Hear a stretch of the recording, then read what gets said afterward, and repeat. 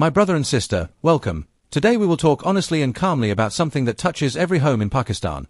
Choosing a political leader and what really matters when we pick someone to lead our country.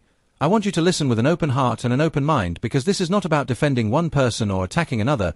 It is about thinking clearly so our future becomes better for our children. First, remember that no leader is perfect. Every leader will make some good choices and some mistakes. So the question is not who is perfect, but who can solve the problems that affect me and my family. Think about the daily things you feel. The price of food, the electricity that must stay on for your small business or studies, clean water, good schools for your kids, honest hospitals, and a fair system of justice where the poor are not ignored. Ask yourself which leader talks about these problems and which one has a realistic plan, not just slogans. When you hear speeches, listen for specifics, concrete steps, timelines, accountability, not only feelings or blame. A strong leader will show clear plans for jobs, for small farmers, for teachers, and for entrepreneurs who need loans and support. Also pay attention to how leaders treat institutions. Do they respect the courts, the civil servants, the police, and the rule of law, or do they try to weaken systems when something does not go their way? A healthy country is built on strong institutions that serve everyone, not on the power of any single person. Remember the power of local change too. Sometimes the person at the top cannot fix every problem, but local representatives, local projects, and community work can make an immediate difference. Ask which leader empowers local government and ordinary citizens to take part in decision-making. Another very important point is honesty and accountability. A leader who welcomes criticism, who accepts investigations when mistakes happen, and who allows the press and opposition to work freely is less likely to fall into corruption and more likely to correct errors quickly. Transparency builds trust. Think about competence. A leader needs advisors, experts, and a team that knows economics, education, health, and diplomacy.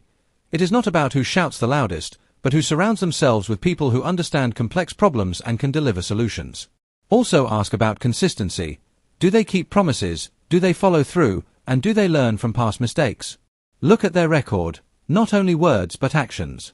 Importantly, be careful of shortcuts that promise instant results. Sustainable progress is slow sometimes, but it is stable. Quick fixes that ignore long-term planning usually fail and leave ordinary people to pay the price.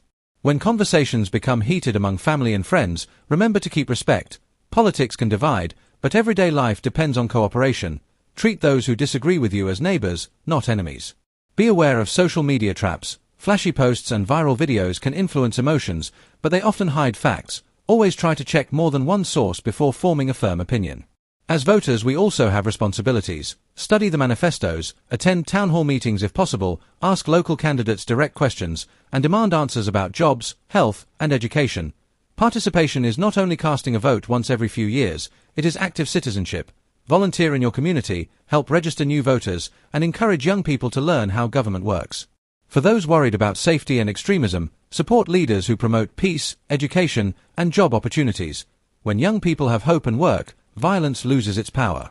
If you care about Pakistan's image abroad and its relations with neighbors, choose leaders who balance dignity with diplomacy. Strong relations and smart foreign policy can bring investment and stability. Finally, do not let personality overshadow policy. Charisma can be attractive, but it is policies that determine whether a hospital is built, a school is improved, or a road is paved. Vote for policies that match your values and your family's needs.